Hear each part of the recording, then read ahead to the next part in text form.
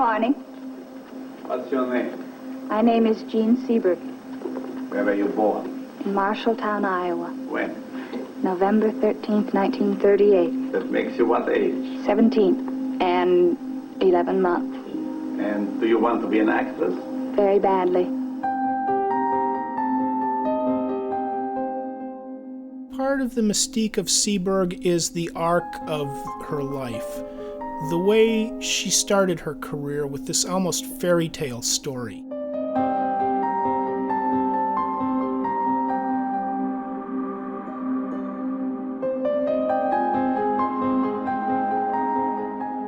I don't think she was paranoid, but I do think that she was conscious that we were all under surveillance. Her career was destroyed, her marriage was destroyed, and her life was destroyed by what they did. So she is the example, the lengths that government will go to. She was recognized on an international scale, and she was at heart from small town Iowa. You hear the title movie star, and that defines what she was to one perception of the public. The part that people don't know, the story that's not as familiar, is the secret life.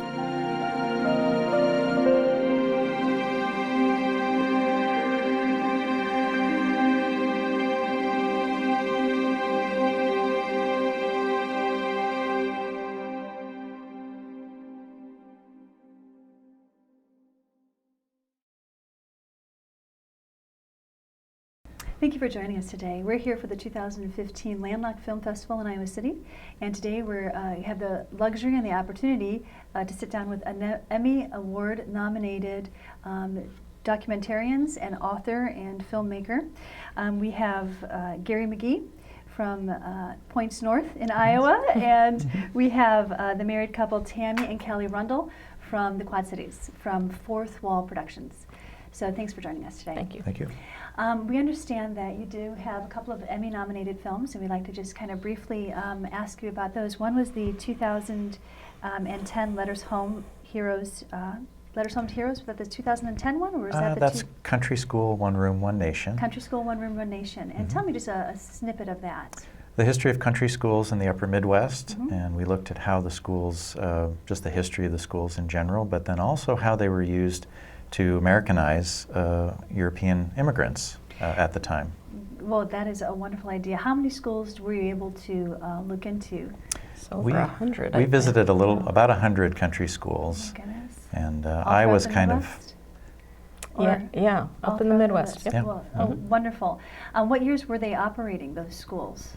Are there some still in operation right now? The schools that are still in operation in Iowa are primarily Amish or Mennonite schools, one-room schools, but there are other states that have one-room schools, California, Montana. I think the number nationwide is somewhere around 200 or 300 that are still in operation in various places. Nice. So the 2015 Letters Home to Heroes Street is your second Emmy-nominated film. Tell us a little bit about that. I'll let you go ahead. Well, it tells the story of the gentleman we call the Hero Street 8 in Silvis, Illinois. 2nd Street was the home of a Mexican-American community, and 6 young men died during World War II and 2 during the Korean conflict. And around 1969, the street was renamed Hero Street in their honor. Letters Home to Hero Street tells the story of Frank Sandoval, through the letters that he wrote home to his family between the time he was inducted in 1942, and then the last letter we had was just about a month before he died. He eventually made his way from Silvis all the way to Burma, and he died in the jungle. And he was awarded a Medal of Honor, or he was awarded some type of recognition from the military for his service? A Purple Heart. Oh, I don't know all the details about what he might have been awarded, but he and others were kind of scooped up from their road building efforts and dropped into a place where there was some pressure from Japanese troops, and he died on the banks of the Irrawaddy River. Serving his country. Well, thanks for sharing these stories with us, because these are these snippets of history that would just get lost other than family histories and that was carried down from generation to generation, but it just serves as an example to the next generation of courage and valor and sacrifice. and just a willingness to do whatever it takes, to get the job done, which are traits and characteristics that we do need to acknowledge and recognize, and then pass on to the next generation as well. So thank you for doing that. Thank you. And Gary, you have worked in the film industry for a number of years, and congratulations on your Emmy nomination. Tell us a little Thank bit you. about that. That was a documentary a few years back entitled The Last Rite, and it was about Frank Lloyd Wright's last standing hotel in Mason City. Wonderful. Yes, thank Well, you. yeah, thank you for your contribution to architectural history, which Thank we you. all think that Very that's important. it is very important. He was a son of the Midwest, and any trip to Taliesin is a trip well spent. Right. And we're glad to have a piece of his history here in our state as well. Yes. Well, you're with us today because there is a film about a young lady named Jean Seberg, which I had the privilege of watching last night. I did keep my box of tissues close because it was an extraordinary portrait of a stunningly beautiful young woman from Marshalltown, Iowa, and her beauty came from within. She was just a luminescent woman who just loved people. And it just radiated from her, and it just poured out of her, and you could see it on her face. She just had this beauty and this kindness and this nurturing and this genuineness that could not be denied and translated onto film. Now, prior to watching your documentary, I must confess, I had never heard of this young woman, so I just wanted to thank you from the bottom of my heart for sharing her with me, and hopefully there'll be so many others who will enjoy just this story of grace and of beauty and of ultimate tragedy that we can learn from and help prevent from happening in the future. So tell me a little bit about Jean Seberg and how you came to know her. Well, Jean Seberg was born in Marshalltown, and she was an Iowa native, born and raised here. In fact, she was enrolled at University of Iowa, Okay. as was her father, who had graduated from University of Iowa. In the 1950s, she was enrolled. She certainly was a young student. And her yeah. sister as well graduated Mary, from here. that's so, right, yeah. Yeah, so there's a great connection there. Yeah, well, we're glad. Right. But Jean Seberg, she was discovered by Otto Preminger, who was very famous, director, producer, Academy Award winner, to play Joan of Arc in this film, St. Joan, and it was a worldwide contest. 18,000 young women applied from around the world, and Jean was selected. Right. That was a black and white film, which of course relayed the trials of this young saint who had the courage to stand against the powers that be, to stand for the truth, and she was martyred for it. She led many people in fights for justice, and it was a faith-driven film. But this film in the 1950s kind of brought that to light. Right. Okay. And then she went on to do, throughout her 22-year career, 36 other films. So she was a prolific actress. But what made her special? Right. What do you think? Oh, there's many things. What you spoke about at the beginning about her, and those qualities, as well as being very photogenic, she had the movie star quality. She did. She had it. She had it, and very few actresses do. Yes. And then also something that was very unique about Jean is her film career. She became a huge star in France, where she had lived most of her adult life. So she would do French films, Italian films, and then she would come to the States and do another Hollywood film, go back to Europe, do another one in another country, and that type of thing. So she's one of the very few American actresses who was able to maintain two successful careers on two different continents. The French love her, right? They still do. They still do. Yes. And at the end of the film, we see her gravesite is visited by followers of her. I mean, she is so endearing. I mean, you can't help but love her. And then your paths crossed. I noticed that you interviewed, for this film, there were 25 people that were interviewed. And you also used a lot of footage from the 1991 interview with Jean's sister. And you had done the 1991 original interviews. Right. All right, so you were sitting on all of this wonderful footage and you just had this wonderful story, but it wasn't getting out there and it wasn't being heard. So tell me how your paths crossed and how you got the ball rolling to bring this project to fruition. Right. Yeah, I had started the documentary, I think it was in '91, and Yeah, it was. did the preliminary interviews in Iowa at the time. Her sister was living in the state, and Sure.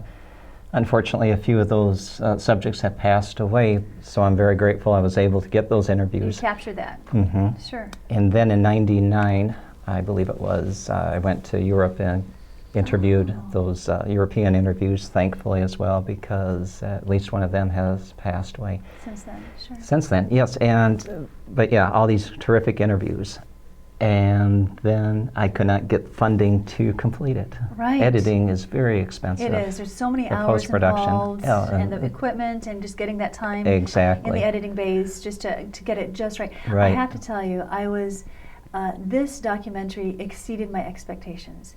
It was so extraordinarily crafted that I thought I didn't want it to end. And rarely, rarely do I get to an end of a documentary and say, I want more. But this was one of those unique gems that I was blown away. And so your gift, your craftsmanship that you brought to bear on this, you could tell it was done with love. You could tell it was done with a heart. It wasn't just, no, let's just hammer this project out and get it done. There was something behind it. This respect for this individual, for what she had done. It looked like the willingness to preserve her legacy in a way that was Well, and too, truthful. with the editing, Kelly, Tammy, and I, Okay. we all agreed that we wanted Jean's story told through those who knew her, or could better explain, Right. like the scholars. The Yeah. easiest way to do a documentary, I feel, is to have a narrator. Right. I mean, this would have been done many, many years ago if I had But the chosen 90s that. are over. They're So, right. we don't do But that if I had chosen that route, Right. it would have been done Yeah. and out, but it would not be what it is today. So that's It's why extraordinary. with Kelly and Tammy, I learned about them and spoke with them, and then I asked them to come and help me, and so we partnered together, and that's what led to where we are today, Okay. thankfully. It was a kind of a unique situation too, Sure. because Kelly and I mostly, well, all of our films until Gary, it was just the two of us. Oh. So it was kind of, when Gary pitched the idea to us, it was going to be something completely different. A It was fresh gonna be, collaboration. It was going to be a new dynamic. Sure. You know, Absolutely. we've done this. We've worked together for 20 years, Yes. really, I would say. You can do it in your sleep. Right, and right. you know, and it's a struggle for us sometimes. I mean, we get along pretty well, and we live we together. fight our battles. We eat together. As human condition, Yeah. right? Of course. We fight our battles, what Yes. we think should be done here, Right, and you know, right. he'll have to take his position, Right, and we have to kind defend of duke it out right, and for decide, sure. all right, I guess you're right, we'll go your way. Yeah, yeah. Now we had to add Gary into the mix, and it's really been an interesting process, and actually it's gone very well, I would say. It's been a good journey for all three of us. And it shows. It shows on the Thanks. film. It shows, and it will endure. This is a piece that is, and I watch a lot of documentaries. You know, as we do, we have time to, you know, add that other facet of knowledge to our lives. But this one was done in such a way that was really compelling. So hats off to you. So thank you for being in your element and pressing through, because this wasn't a short project, was it? It started in '91, and now it's 2015. We're talking 24 years from start to finish here, and it really is it's going to hold its own for years to come. So that is wonderful. So what a little bit more specifically about the film. The first half of it is dedicated to kind of introducing us to Jean. And she was a girl in the 50s. She was born in 1938, and in the early 50s, in the mid 50s, she wanted to be a star. And you really kind of walk us through her career, her marriages. She married a French man, and she moved there, and we get to meet her son, and we get to see her work, and we get to really see just the love of others that they had for her. And then towards about halfway through, then we get to see a little more of the hidden lives, which is the name of this movie star, Jean Seberg, The Hidden Lives of Jean Seberg. The secret lives. The Yeah. secret lives. Yes. So really were Yes. not hidden, they were out in the open, they were secret Right. because we don't know the full story. Right. But now you paint this beautiful picture. Kierkegaard famously said, life is lived forward, but understood backwards. Looking back. So this is really what we're able to do, apply that maxim to her life. She just lived it forward, just loving other people, but we can look back and see there are some lessons to be learned. Because halfway through, we began to discover the activist. Tell us a little bit more about Jean the activist. And she was a beautiful young woman when she began this. She met a man on a plane who happened to be, want to share that story? Do you want to go Well, ahead? this is Kelly what I'll will. say about Yeah. this. We look at Jean as an actress. That's the first part you're talking about. Right. As an activist. That's Right. kind of the second part. And then also as an icon. In other words, who we Right. tend to remember today, or what we tend to remember about her. And the fact that she is remembered. Two things about her as an actress and an activist is that these were not things that began later in life for Jean Seberg. These things began in her childhood. Right. So it wasn't as if Jean became a movie star, had some extra income, then decided, I'm going to be an activist. This was a consistent theme in her life, as was the desire to be an actress. Mm-hmm. So I think that's what you see when you look at Jean's motivations. It comes from that sort of deeper place. It was always there. And this was just an always there. opportunity once she was famous. And she was famous in a way that you have to think about someone now, and I can't really name someone, but someone who's on every magazine cover that you Right. see. That was the level of fame that she had at the time. Internationally. We have a couple of Not Life. just Right. She Yeah. was in the such a States. beauty. She was on the cover of Life magazine. Right. Her wedding was a huge photo spread in Life magazine. Her Iowa wedding. She was really Right. famous She at the was. time. And she used that. I mean, she took it in her stride. You know, she was able to contribute to different, help different people all along, really.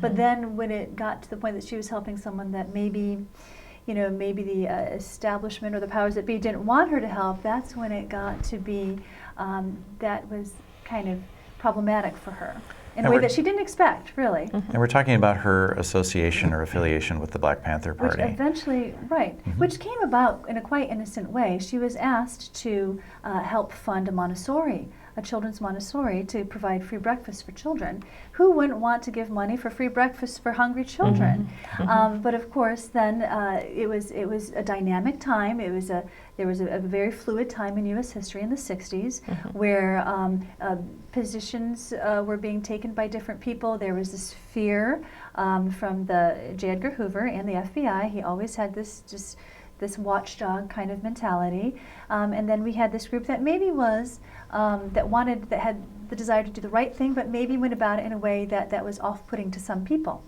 And so, to put it politely, Quite a few people. more than one people, right? And so it wound up that it was extraordinary that you were able to get an interview with one of the original women who was part of that Black Panther movement.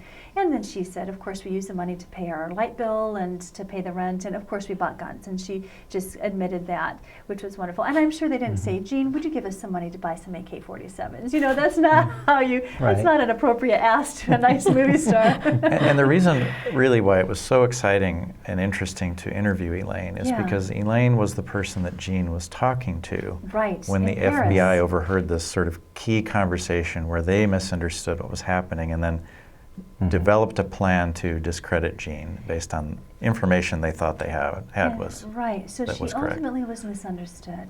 So what happened? Who wants to explain that conversation? Because that I think is the I think you can do that. that was That's the pinnacle. complicated. That was the pinnacle of where her pain really started to get bad. I think if I look at her as a character, as a woman who we love. So.